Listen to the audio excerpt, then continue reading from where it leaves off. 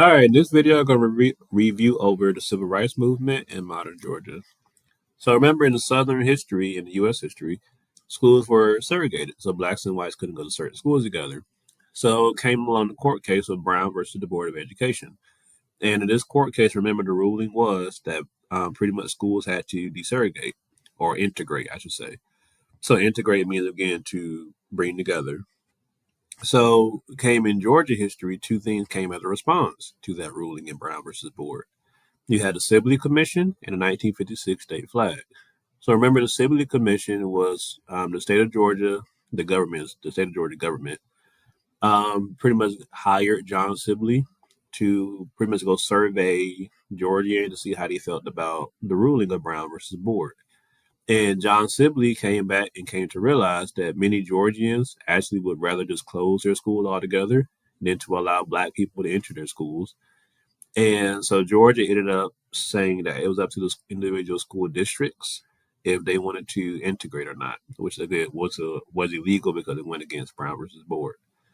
Then Georgia also changed their state flag in response to the Brown versus Board education ruling, which included this Confederate flag emblem in the center of the flag. Now, with some important figures and events in the civil rights movement, because remember, the civil rights movement was brought about because you had different people, black people are now trying to get equal rights to white people, or at least equal, at least treatment. So to go against Jim Crow laws.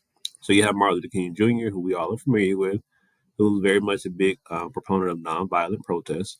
And he was the president of the Southern Christian Leadership Conference, which is the SCLC. And we have John Lewis, who was the president of the SNCC, which is the Student Nonviolent Coordinating Committee.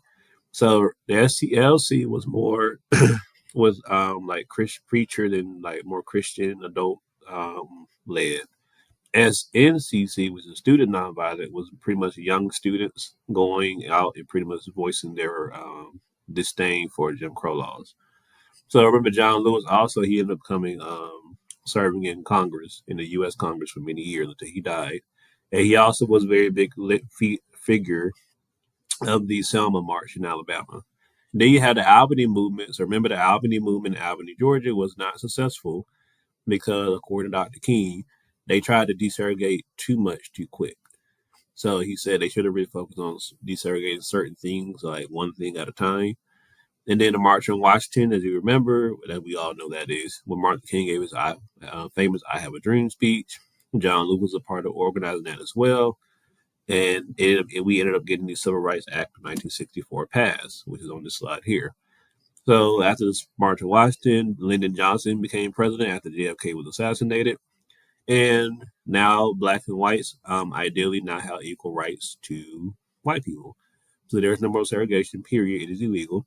And that act is still in effect today. And then you have Governor Lester Maddox, who was not happy about the Civil Rights Act being passed. So remember, he was a restaurant owner and he was a very big white supremacist. So when that act got passed, remember Lester Maddox actually said he rather close his restaurants than to serve black people, which is what he did.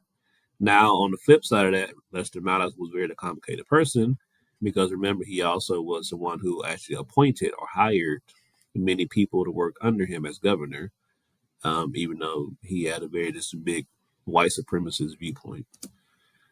Then Maynard Jackson, Andrew Young. So remember our two prominent Atlanta mayors.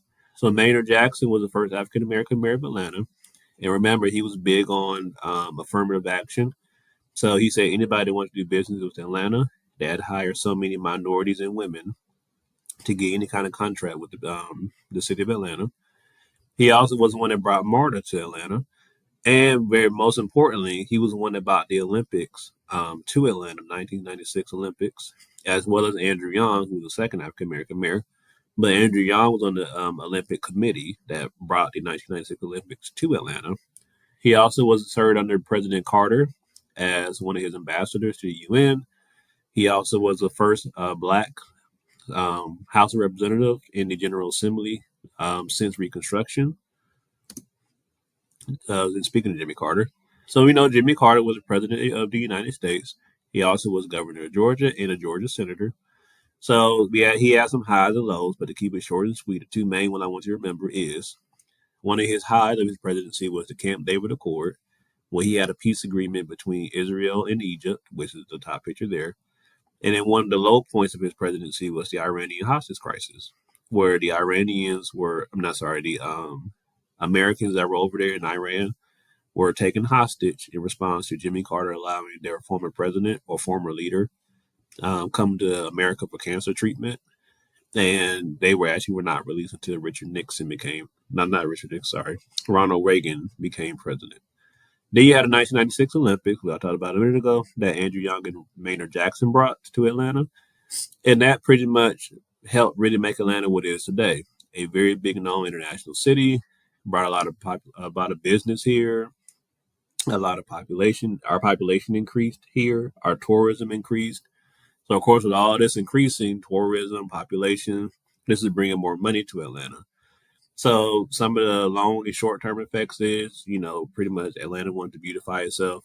So, they redid a lot of apartment complexes, hotels. They planted a lot of more trees, redid the roads, expanded, added some arenas, stadiums, things like that, pretty much to make it look like more appeasing. Then last thing, in Georgia, we have a lot of things that help generate jobs and revenue for Georgia.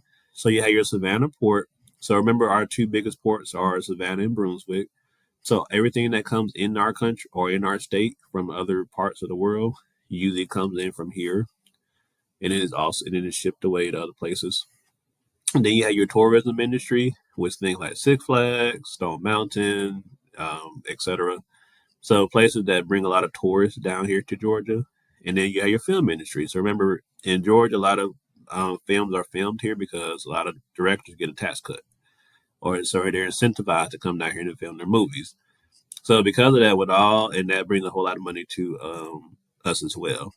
So all these create jobs and revenue for Georgia.